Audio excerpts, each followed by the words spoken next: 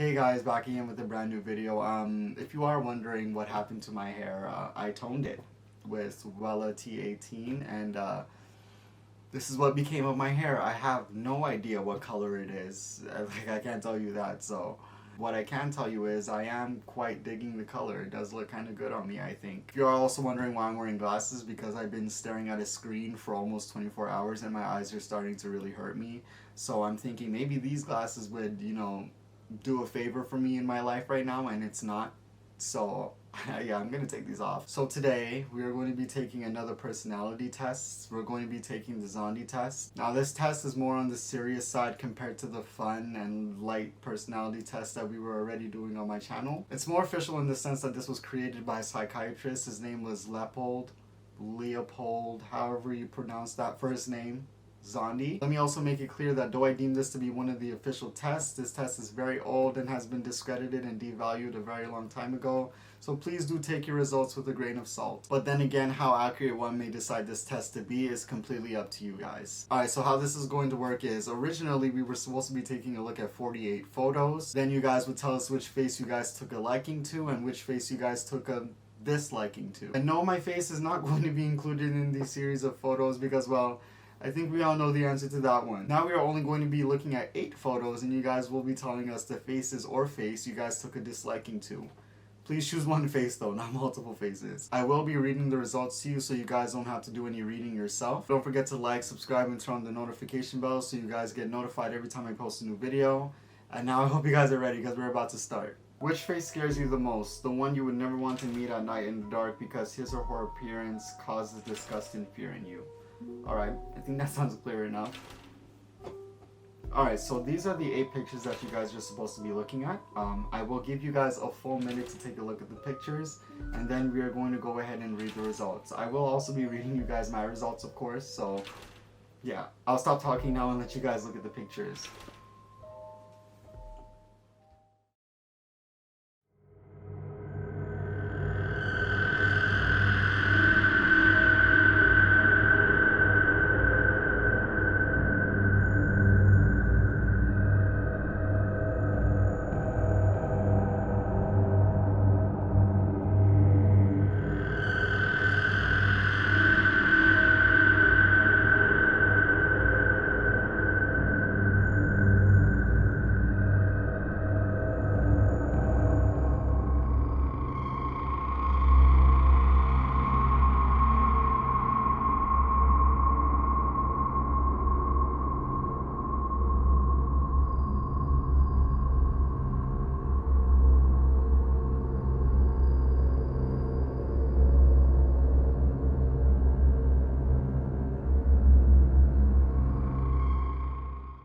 The test was designed in the 20th century by the Hungarian psychiatrist Leopold Szondi. The aim was to explore the deepest repressed impulses of a person on the basis of sympathy or aversion caused by the specific photos of psychopaths. Whoa, that was a lot to read. The Szondi test is based on the general notion that the characteristics that bother us in others are those that cause aversion to ourselves at an early stage of our lives. And that's why we repress them. Here they're giving us a couple terms that we should know. Alright, so repression.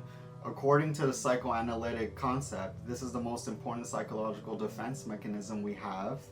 Its most important function is to transfer thoughts or desires we are uncomfortable with to our unconscious. So it's basically like holding back our thoughts, feelings, and desires and like throwing it all the way in the back of our mind and completely forgetting about it. Denial, it is a mental process by which we absolutely refuse our deepest impulse. You know what denial means, like come on, you know. Sublimation is the process of transfer to our repressed choices.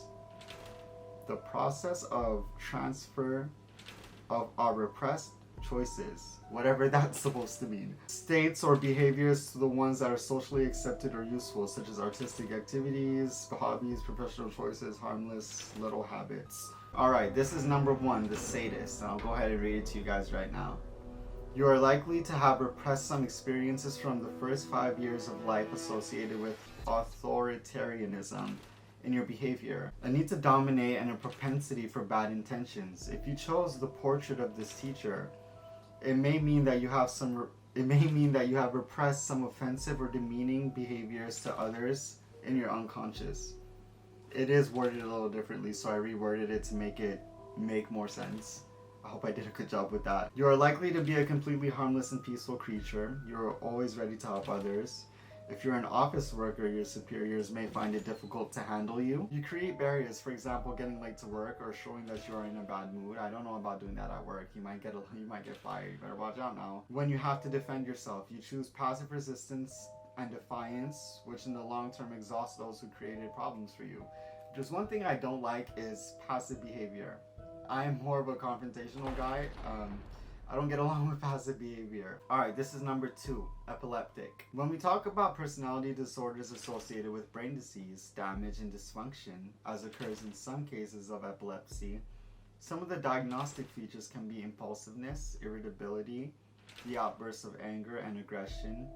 If this stout gentleman with a wide-ass face and a round head caused revulsion and fear in you, it is likely that early in your childhood you repressed some of such feelings and behaviors to your subconscious. It is most likely that you are a kind and peaceful person. Being meek and friendly, you give the impression of a responsible and self-controlled person. You are stable in your feelings and easily bond with people, ideas, and objects. This one is number 3, catatonic. Some features of this mental disorder is the excessive stimulation of imagination and cognition in general, and negativism. Am I saying that right? Negativism. If this unshaven but smiling gentleman caused negative feelings in you, you may have repressed some hyperactivity of your mind, which can make you lose touch with reality if it had not been transferred to your unconscious. You tend to adopt stereotypical behaviors and do not like innovations and changes. Maybe you're the type of timid and diffident person who finds it particularly difficult to adapt to new situations. Your biggest fear is to lose self-control. You're a bit stiff, often defensive, and perhaps an inhibited person who never deviates from the behavior codex.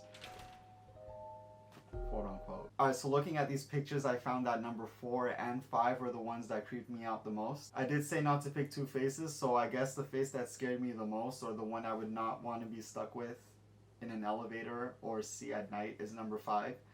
So my answer is number 5. This is number 4, schizophrenic. The schizophrenic personality is characterized by intense apathy, distortions of thought, and incompatible emotions. If this impassive gaze and poker face gave you goosebumps, you probably repressed a feeling of indifference towards others and withdrawal from things and events at an early stage of your childhood. I'm not gonna lie, that is pretty spot on when we're talking about revealing our hidden selves. You're probably quite a sociable person. You believe in socializing and communication with others. I do. Enjoying your companies and going out often. The sociability is rather misleading and perhaps hides an isolated person who lives with the feeling of being always alone. Okay? Your relationships may seem impersonal and superficial, as if they lack the true feeling. Deep down, you may feel that you do not need others and coexist with them. Alright, these are my results. The hysteric. This is the face I was talking about. Some personality traits of hysterical people are superficial and unstable emotions, narcissism, and exhibitionism. Ooh, that's a big word. I don't know what that means. Okay, Google, what does exhibitionism mean? Exhibitionism is used as a noun to mean extravagant behavior that is intended to attract attention to oneself. Do you want to hear how exhibitionism is spelled? Nah. If you chose this strange lady with heavy eyelids as the person that scares you most of all, maybe it's because you have repressed an insatiable desire to captivate attention and a thirst for approval. Absolutely not. See it like this. I am a YouTuber. I sit down in front of the camera and make videos for you guys, trying to get you guys to hit the thumbs up button, subscribe, and turn on the notification bell. I hope I am doing a good job. Part of being a successful YouTuber is to be able to obtain and hold the attention of others so they can subscribe and keep on coming back. So this is definitely something that I cannot repress. You give the impression of a modest person with intense inwardness, whatever that means. However, in reality, seeming a quiet and shy person, you may be possessed of an overpowering and excessive desire to charm others. Well, of course I gotta be able to naturally charm the mandem and the baby girls. I'm a YouTuber, it's my job. You meticulously take care of your appearance and behavior. For example, you always try to be elegant and well dressed. complementing your clothes with accessories that attract the attention of others. Such people are likely to choose a rare, extravagant profession or hobby, like becoming a YouTuber. This one is number 6, depressive. Lack of self-esteem, feelings of inferiority, and guilt are the main symptoms of depression. Not necessarily, that is a little bit off. The fact that this harmless being is an incarnation of aversion for you may mean that you are a deeply depressed person who manages to have these symptoms under control. That sounds dangerous. Perhaps you're an outgoing and carefree person. You always show dynamism, confidence, and optimism. Sometimes, of course, you get upset and can manifest this dysthymia. We'll go with that word. And melancholy, aka sad clown syndrome. What is that? Okay, Google, what is sad clown syndrome? According to Wikipedia, sad clown paradox is characterized by a cyclothymic temperament, which encourages the creation of lighthearted humor in a professional setting, despite inner turmoil. Right, did you guys get all that? Good stuff right there. You can also be suspicious and morose. Ooh. It is very likely that you shift your depressive tendencies to assuming to or becoming the role of everybody's psychologist, always searching for solutions to other people's problems. This one is number 7, maniac. It's the second to last one. Some diagnostic features of mania are extroversion, overstimulation, overestimation of oneself, and a waste of money and emotions. Alright, that is worded a little bit strangely. I hope you guys got that though. If this kind face seems disgusting to you, it probably means that inside you, there is a kind of excitement which, if not controlled, would transform into a fanatic mystic. Ooh, throwing fancy words on me now.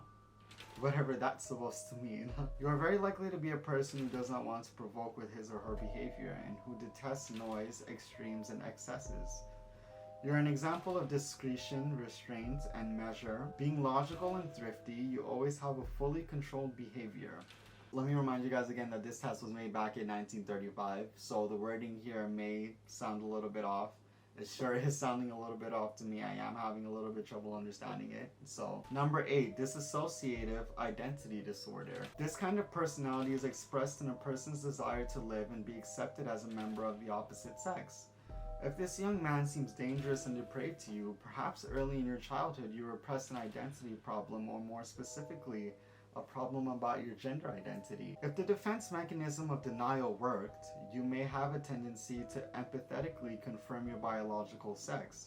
In this case, your behavior and manners and appearance emphasize that you're a real man or a real woman. If you're a man, you're very macho, and if you're a woman, you always try to look sexy and seek to flirt and attract men.